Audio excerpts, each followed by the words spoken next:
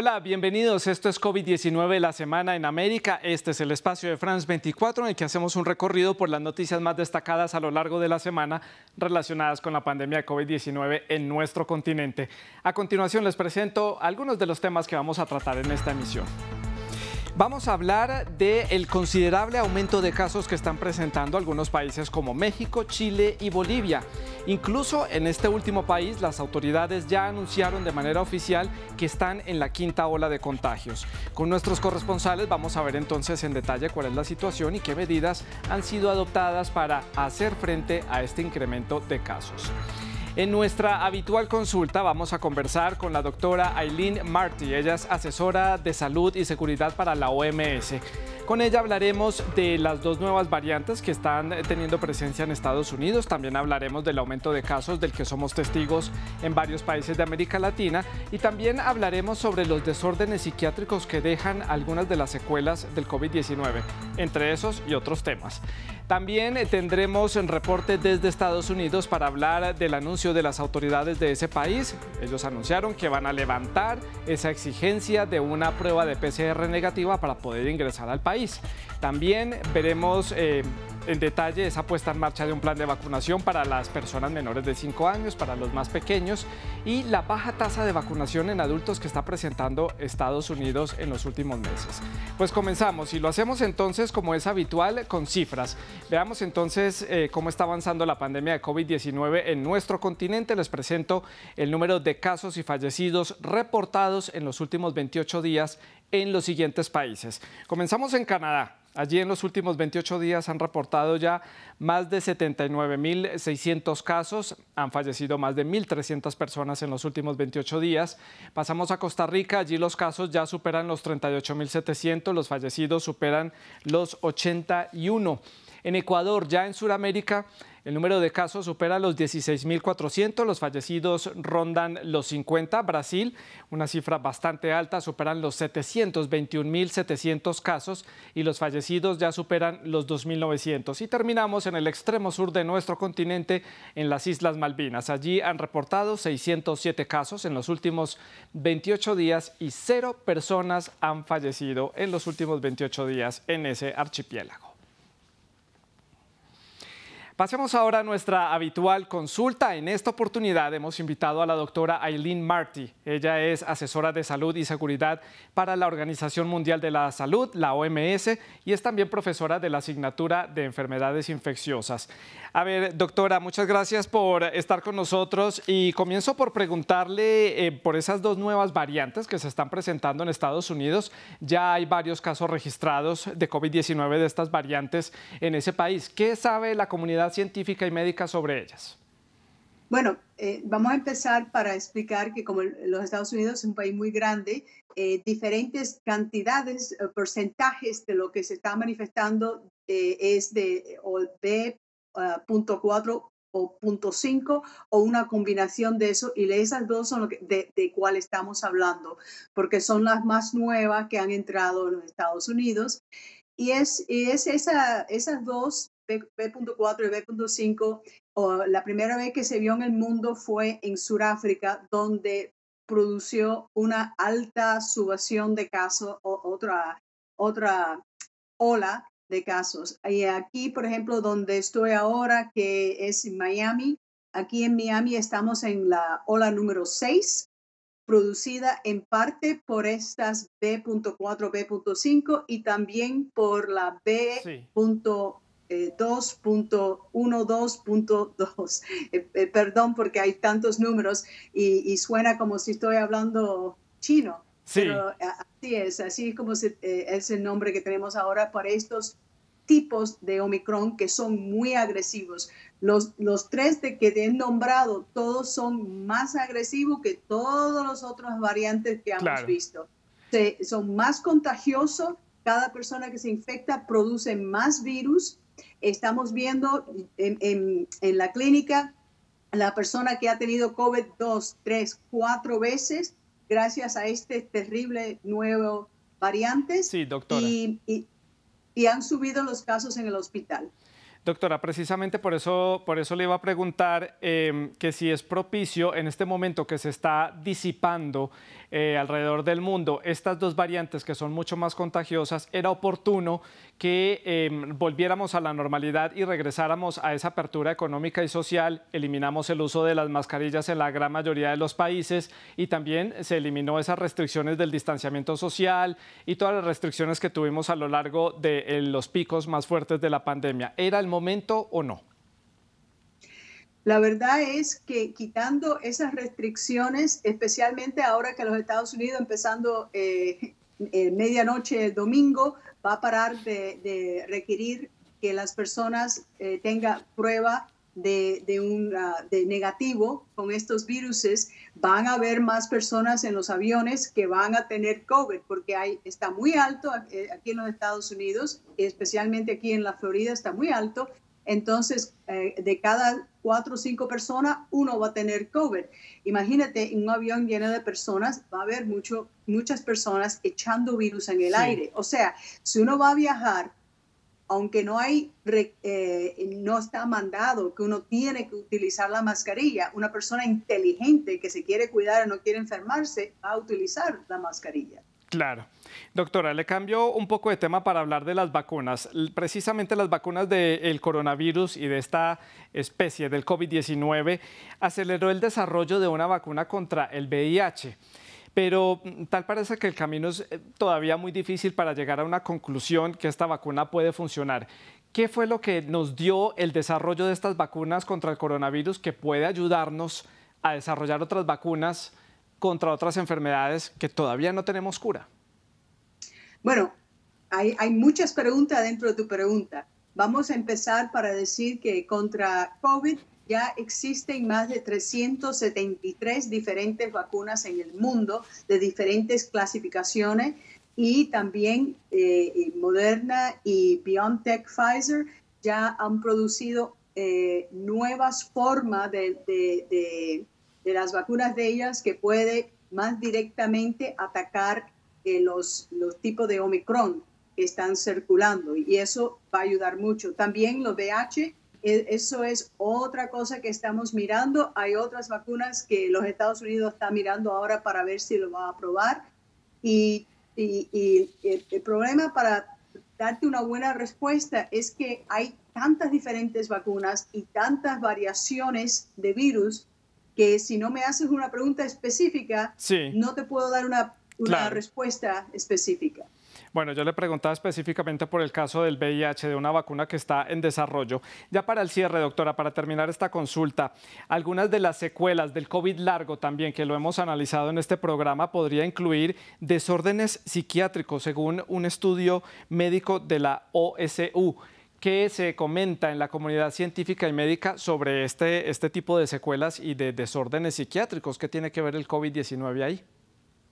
El COVID-19, el virus SARS-CoV, cuando ataca el cuerpo, se puede integrar en muchos diferentes tejidos humanos, incluyendo el cerebro, y también se puede mantener en ciertos tejidos por largo tiempo. Nosotros tenemos casos en cuales sabemos que en el intestino puede durar mucho estos virus. Teniendo virus adentro del cuerpo, sin resolverlo, hace efectos dramáticos a cómo nosotros podemos mirar al mundo, afecta a nosotros psicológicamente, afecta a la capacidad y muchas personas con estos síntomas que se llaman las síntomas largas de COVID, tienen fatiga, tienen desorientación, no le vienen bien las palabras, y estos son parte de los problemas que están ocurriendo. Originalmente no estábamos seguras si era una consecuencia inmunológica de haber estado enferma, pero ahora hay más estudios demostrando que la razón por esto es que queda un poquitico de virus adentro del cuerpo. Doctora Martín, un gusto hablar con usted y que nos haya aclarado estas dudas para los televidentes de COVID-19 la Semana en América. Muchas gracias por habernos acompañado en nuestra consulta. Muchas gracias. Un placer, gracias. Paso ahora a mostrarles cómo está avanzando la vacunación en nuestro continente. Veamos entonces el número de dosis de refuerzo por cada 100 habitantes en los siguientes países. Vamos a ver, comenzamos en el Caribe. República Dominicana, allí han inoculado 21,52 dosis de refuerzo por cada 100 habitantes. En Colombia la cifra ya llega a 24,30. En Panamá son 38,65 las dosis inoculadas por cada 100 habitantes. En Ecuador llega a 37,94 y Paraguay, que es uno de los países que está más atrás en la vacunación en Sudamérica, llega al 19,75. Se espera que llegue a las 20 dosis por cada 100 habitantes.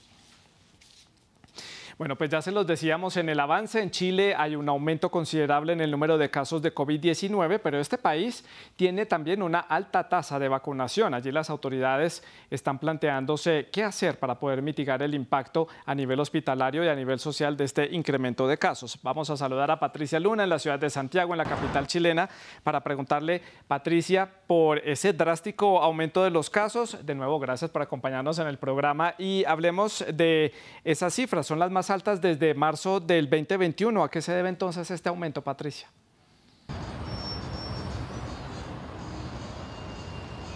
Hola Santi, Chile registraba en las últimas 24 horas por segundo día consecutivo más de 11.000 casos, unas cifras que no se registraban en los últimos 3 meses, un periodo en el que tampoco los casos habían alcanzado, los casos activos se habían situado por encima de los 40.000. Según los últimos datos del Ministerio de Salud, los casos aumentaron en todas las regiones del país, un 23% en los 7 últimos días y hasta un 49% en los últimos 14 días. Las regiones más afectadas son tanto la región metropolitana, Valparaíso y O'Higgins en el centro del país, como la región norteña de Coquimbo.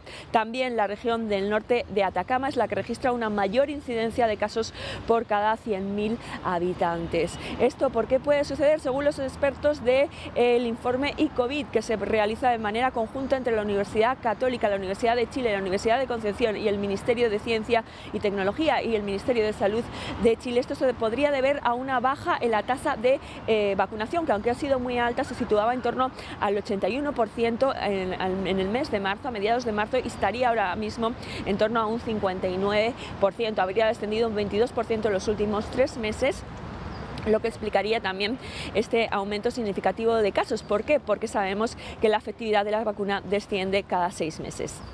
Patricia, también están intensificando allí las campañas de autocuidado para hacer frente a este rápido incremento de los casos, sobre todo porque ustedes ya están en invierno, que se siente con mayor fuerza en estos países del extremo sur del continente. Con más de 3,8 millones de personas contagiadas desde el inicio de la pandemia y más de 58.000 fallecidos, las autoridades siguen reforzando los mensajes de autocuidado, pero es cierto que esta última ola que se produce en Chile, esta quinta ola que se produce cuando ni siquiera la cuarta ha llegado a su fin, es decir, cuando no se produce un descenso significativo de los casos y ya empieza a incrementarse la positividad, que en las últimas horas se situaba en torno a un 14%, una cifra bastante alta que no se había visto en las últimas semanas. Estas medidas de llamado al autocuidado también se han visto perjudicadas o afectadas por el cambio de gobierno, el cambio de las autoridades, que ha hecho que cambie la forma de transmitir los mensajes y también la frecuencia y el modo en que los mensajes de autocuidado llegaban a la población. Y también es cierto que las autoridades sanitarias están teniendo que lidiar en este momento con un aumento muy significativo de las enfermedades respiratorias y el virus sincicial, entre otros, que afecta especialmente a los niños en el país. Estas se incrementaron hasta un 379% respecto al mismo periodo del año pasado, del 2021. Todo esto junto al hecho de que las preocupaciones de los chilenos también han cambiado, el aumento de la delincuencia, el aumento de los precios de la canasta básica en una ola inflacionaria que no se vivía en el país en los últimos 30 años, ha desplazado un poco la preocupación sobre la COVID y esto ha hecho que se relajen también las medidas de autocuidado junto al cansancio que se experimenta en Chile como en muchos otros lugares del mundo. Patricia, si hay algo en lo que se ha destacado Chile a lo largo de esta pandemia es en la alta vacunación. Están allí también poniendo en marcha nuevos programas, incluso ya compraron un nuevo lote de casi 500.000 dosis de diferentes vacunas. ¿Cómo va la vacunación allí? Ha Así es, Chile sigue recibiendo cientos de miles de dosis de vacunas de manera regular y las cifras de vacunación son impresionantes. Recordemos que en esto ha sido el líder no solo en América Latina, sino también en el mundo. Se han administrado más de 57 millones de dosis según los últimos datos del Ministerio de Salud. La cobertura de 2 dosis en la población objetivo de 15,2 millones de chilenos respecto a los 19 millones de chilenos que existen es de casi un 94%. Sin embargo, es verdad que las cifras van bajando en las administraciones de la tercera dosis, la que se ha administrado 15, aproximadamente un poco más de 14 millones, casi 15 millones de dosis frente a los 8 millones de la cuarta dosis que se han administrado hasta el momento. Esto ha hecho que las autoridades llamen y hagan un refuerzo a que la gente vaya a vacunarse de esta cuarta dosis, implementando un pase de movilidad que caduca a principios de junio si uno no tiene esta cuarta dosis ya administrada y que impide que mucha gente en esta temporada de invierno en que hace frío no pueda acceder al interior de restaurantes, a espectáculos, a teatros. Esta ha sido una medida de fuerza que ha hecho que los vacunatorios a finales de mayo se vieran llenos porque muchas personas no querían perder este pase de movilidad, pero aún así cuando el pase de movilidad se hizo efectivo sí que las cifras denotaron que había más de 1,5 millones de personas que perdieron su pase de movilidad, es decir, que no se administraron esta cuarta dosis de la vacuna que podría estar en la causa de también el incremento de casos que se vive en el país.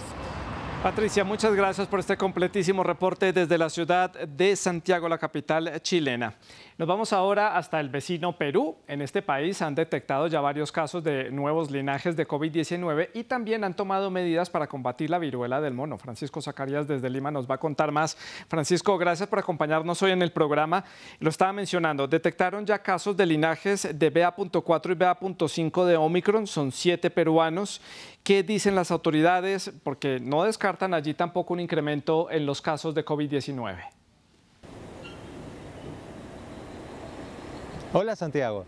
El Ministerio de Salud de este país detectó los linajes descendientes de Omicron, BA4 y BA5. 6 casos se hallaron en Lima y 1 en la región Ancash. Ninguno de los infectados han presentado síntomas graves ni han requerido hospitalización. Sin embargo, las autoridades sanitarias no descartan que haya más casos. Expertos del Instituto Nacional de Salud revelan que de los 7 casos encontrados, 3 contagios del linaje BA4 son independientes, es decir, llegaron a Perú por 3 vías distintas. Las autoridades también informaron que en las últimas semanas se han registrado contagios focalizados del COVID-19 en 3 distritos de Lima y no descartan que el incremento de casos esté ligado a estos linajes.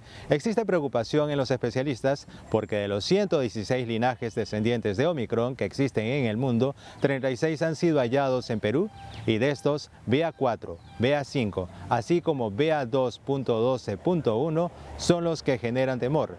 Por eso el desafío del sector salud en esta nación es impulsar la vacunación en más peruanos, continuar el monitoreo del comportamiento de las variantes virales y su repercusión epidemiológica. Sí, Francisco, es que estas 2 variantes son muy contagiosas, nos lo comentaba la doctora Martín hace algunos minutos. Le pregunto ahora por la viruela del mono. En Perú ya comenzaron a fortalecer la capacidad de respuesta ante posibles casos en ese país y hay 5 hospitales preparados para brindar ya una atención exclusiva para esa enfermedad. ¿Qué más han hecho allí las autoridades? Perú ya se encuentra listo para responder el arribo de la viruela del mono. Las autoridades han dispuesto de 5 hospitales en Lima y Callao para atender a los pacientes diagnosticados con esta enfermedad. Cada hospital cuenta con un protocolo de preparación y respuesta para prevenir y reducir el impacto en la población. Los nosocomios están equipados con salas de aislamiento para adultos y niños en las que se albergará a posibles pacientes diagnosticados del monkeypox. El Ministerio de Salud asegura que los ambientes han sido implementados con todas las medidas de bioseguridad y que el personal sanitario fue capacitado para brindar una atención oportuna y cuidado especializado a los pacientes. Las autoridades han establecido la línea 113 para que las personas que presenten síntomas reciban información y sean derivadas a establecimientos de salud más cercanos. Jorge López, ministro de Salud de este país, afirmó que su sector se encuentra alerta y vigilante para atender los casos que se pudiesen presentar. Francisco, como si ya el panorama no fuera lo suficientemente complicado, allí el personal de salud va a convocar a una huelga nacional si el gobierno no le paga sus horas complementarias de trabajo. Son pagos que deberían haber recibido en enero del 2022. Estamos hablando de unos 70.000 trabajadores, con toda razón el reclamo. Santiago, la Federación Médica dio un ultimátum al Ministerio de Salud y al Ministerio de Economía para que cancelen las deudas correspondientes al pago de horas extras a cerca de 70.000 trabajadores de salud durante la crisis por la pandemia del COVID-19. El gremio dio un plazo de 10 días para que el gobierno de Pedro Castillo cumpla con lo exigido. De lo contrario, los médicos convocarán a una huelga nacional.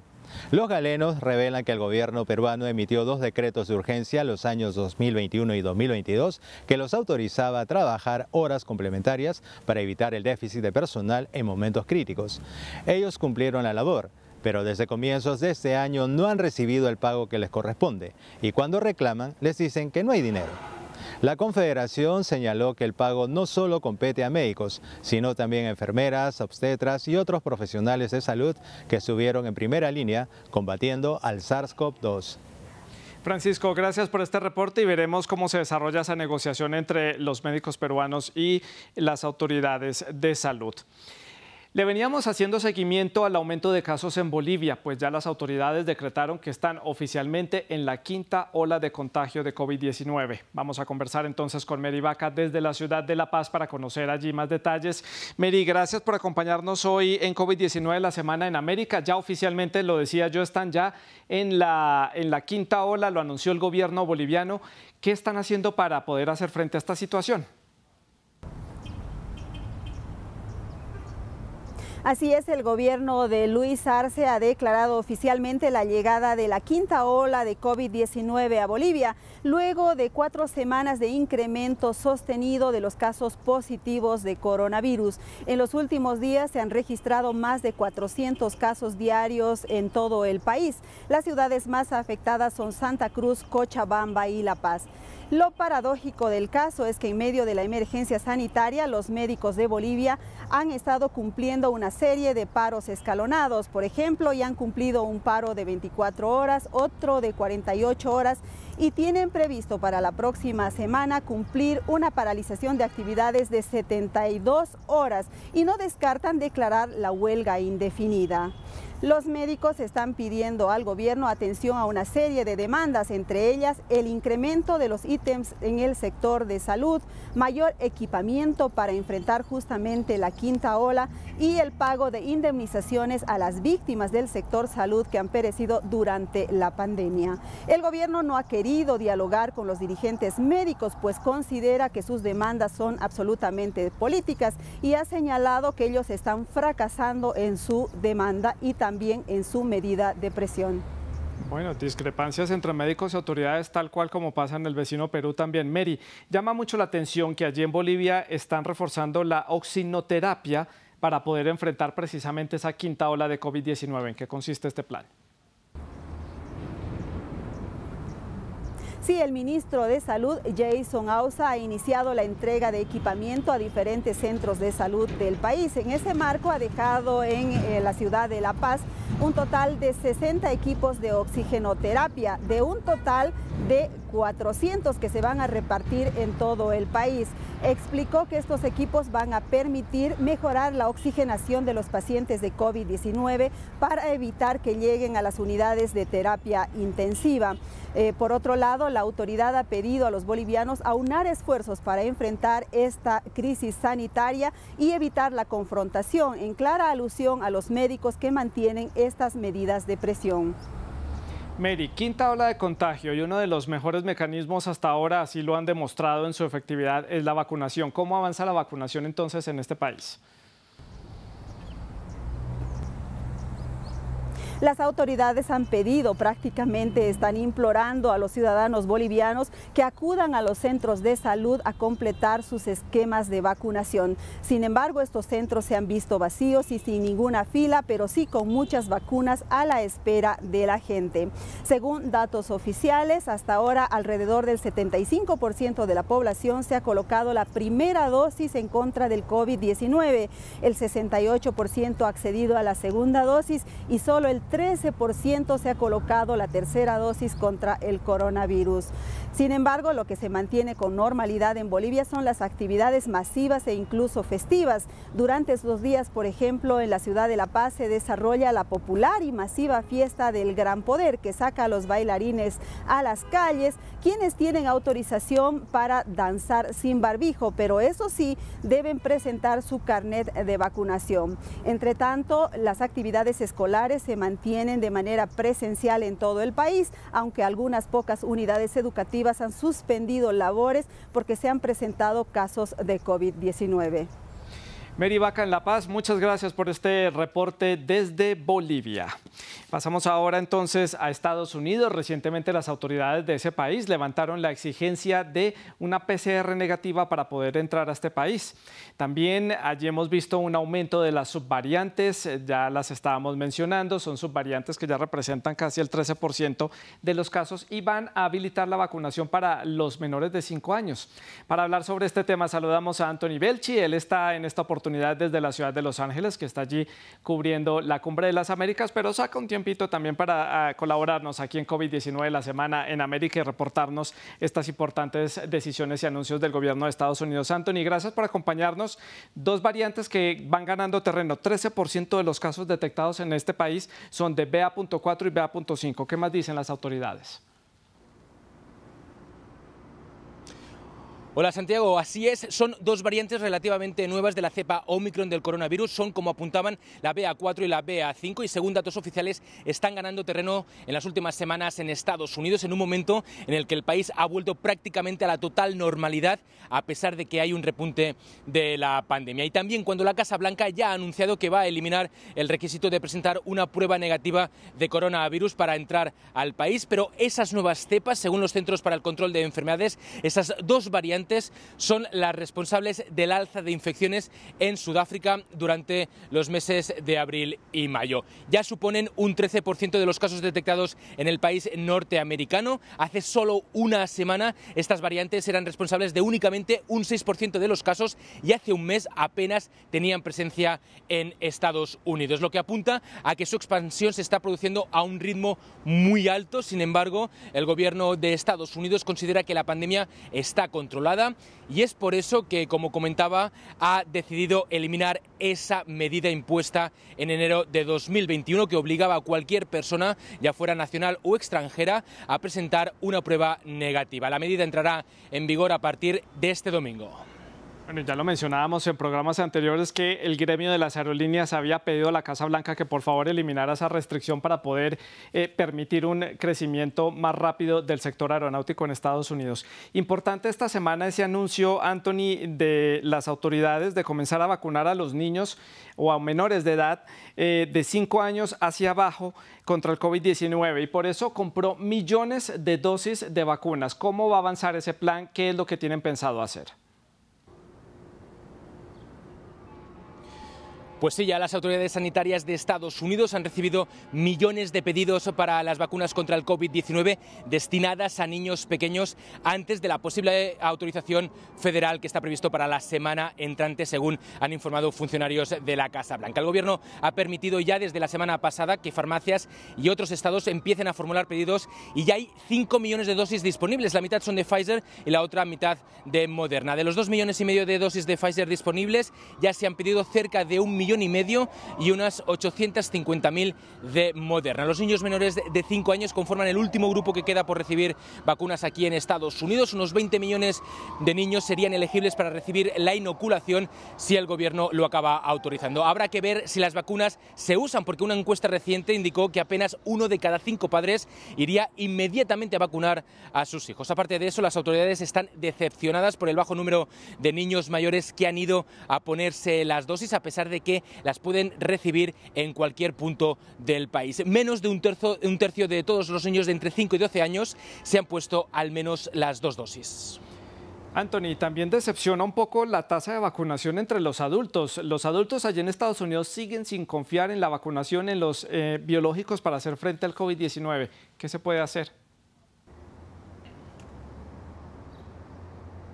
Pues sí, precisamente desde la Cumbre de las Américas, desde donde me encuentro en estos momentos, aquí en la ciudad de Los Ángeles, el gobierno de Estados Unidos ha puesto de manifiesto los problemas que ha enfrentado el país para conseguir buenas tasas de vacunación. También lo comentaba el presidente de Pfizer para América Latina, que indicaba que debido a la desinformación, especialmente en Estados Unidos y algunas regiones de América Latina, pues muchísima gente no se ha vacunado por un temor de que según ellos, es inexistente. En Estados Unidos cerca de un 78% de la población tiene al menos una vacuna, el 67% tiene la pauta completa, pero esas cifras van aumentando semana a semana, pero a un ritmo muy lento. Es la tasa más baja de Norteamérica, a pesar de que aquí fue donde llegó antes la vacuna. Las autoridades sanitarias insisten en que si el ritmo de vacunación hubiera ido mucho más rápido, se hubiera vuelto a la normalidad muchísimo antes. Claro que sí, Anthony. Pues muchas gracias por este reporte, Anthony Belchi, desde la ciudad de Los Ángeles, en California. Y nos vamos al vecino México, no muy lejos del estado de California. Allí también están aumentando los casos de COVID-19. Vamos a ver qué dicen las autoridades también, no solo del aumento de los casos, sino de la saturación hospitalaria. Mario Carbonell, desde Ciudad de México, nos va a contar más. Mario, gracias por conectarse con nosotros para esta edición de COVID-19 de la Semana en América. Y decenas de hospitales están registrando casi el 100% de ocupación en lugares muy específicos de la República Mexicana. ¿A qué se debe? ¿Qué dicen las autoridades? Sí, hay 36 hospitales en 19 estados de la República que presentan ocupación al 100% en camas de hospitalización general, incluidas la Ciudad de México, Nuevo León y Jalisco, que son de las 3 entidades más importantes. También hay 4 hospitales que tienen ocupación del 100% en camas con ventilador mecánico. No obstante, digamos, en el esquema total de hospitales del país es una cantidad muy menor. La autoridad sanitaria reporta que a nivel nacional hay una disponibilidad de camas de hospitalización general del 97%. Y en camas de ventilador mecánico la disponibilidad es del 99%. Es cierto que, digamos, si bien los contagios van al alza, las defunciones y la ocupación hospitalaria se mantiene baja. Sin embargo, bueno, la recomendación general es no bajar la guardia y volver a tomar estas medidas de protección. Bueno, no bajar la guardia, pero el tema hospitalario no es grave, no es para alarmarse, según lo indican entonces las autoridades. Hablemos ahora del aumento de los casos. 12 estados de la República Mexicana están mostrando repuntes considerables. Así es, hay un repunte de casos de COVID-19 en México, en todo el país. Efectivamente son 12 los estados con mayor número de casos. Ciudad de México, Baja California Sur y Sinaloa son las entidades que encabezan esta lista con mayor número de casos activos. Y esto ha llevado a las autoridades sanitarias a retomar la difusión diaria de los reportes de COVID. Durante todo el mes de mayo se optó por únicamente presentar un reporte semanal de resumen del comportamiento del COVID y ahora desde el 7 de junio nuevamente es un reporte diario de contagios y de fallecimientos. Lo que muestran los datos es una clara tendencia al alza. Se tienen días de 5,000, días de 6,000, hasta de 8,000 contagios, cuando estas cantidades los teníamos hace un mes, pero de manera semanal, es decir, había 6,000 contagios por semana, ahora es cada día. En la Ciudad de México se ha hecho un comparativo, por ejemplo, al 7 de mayo había 30 casos. Y el 7 de junio, un mes después, 210 casos. Esto es un incremento de 600%. El propio director del Instituto Mexicano del Seguro Social, Zoé Robledo, es una institución que atiende en materia de salud a 71 millones de mexicanos, informó que es positivo a COVID. Es decir, el virus está de nueva cuenta a la vuelta de la esquina. Mario, con estas cifras que usted nos explica, uno podría decir que tal vez hay una diferencia de percepción entre los especialistas en el tema de infectología que ya hablan de que México está en una quinta ola de contagio, pero el gobierno insiste en que no es así y que prácticamente el COVID-19 ya desapareció del país. ¿Qué hacen entonces para enfrentar este incremento de casos y para cambiar esa percepción? Las autoridades se han mostrado un tanto reacias a reconocer que estamos ya en quinta ola. El propio vocero de la pandemia, el responsable, Hugo López-Gatell, ha dicho que sí hay presencia de subvariantes de Omicron, pero que persiste la que estuvo dominando durante la cuarta ola. Insiste en que la vacunación es clave. Sin embargo, hay otras voces autorizadas que opinan lo contrario. Por ejemplo, el secretario de Salud de Sinaloa ha declarado ya oficialmente quinta ola. Otros expertos, como el doctor Alejandro Macías, reconocen que la presencia de subvariantes BA4, BA5 están impulsando esta quinta ola, y la recomendación es de nueva cuenta retomar las medidas que se habían relajado, como el uso de cubrebocas. Mario, gracias por este reporte desde México, y vamos ahora a dar un vistazo a otras noticias destacadas en redes. Comenzamos con esta publicación de nuestros colegas de Swiss Info. Ellos titulan: OMS, faltan informaciones clave para entender cómo empezó la pandemia. La organización indicó que son requeridos más estudios en personas, animales, incluso en el medio ambiente en China, lugar en donde fueron a darse a conocer los primeros casos de esta enfermedad. El informe dice que según la información epidemiológica y genética del origen del COVID-19 sería de origen animal. Los virus más cercanos fueron registrados en murciélagos en China y en Laos en 2013 y en 2020. Y regresan los vuelos desde las Islas Malvinas hacia Chile y Argentina. A partir del 2 de julio, este archipiélago, que está ubicado en el extremo sur de nuestro continente, después de 2 años de cierre por la pandemia, volverá a tener vuelos comerciales desde su capital, la ciudad de Puerto Stanley, hacia las ciudades de Punta Arenas y Santiago en Chile, así como una vez por semana a la ciudad de Río Gallegos en Argentina. Durante el confinamiento, estas islas estuvieron conectadas con el resto del mundo a través de solamente un vuelo semanal de la Real Fuerza Aérea Británica procedente del Reino Unido. Esto significa también que se reactiva la industria turística en Malvinas. Y este fue nuestro resumen de noticias aquí en COVID-19 la semana en América. Ya lo saben, la emergencia continúa, continúen cuidándose y por favor sigan viendo France 24, continúen con nosotros.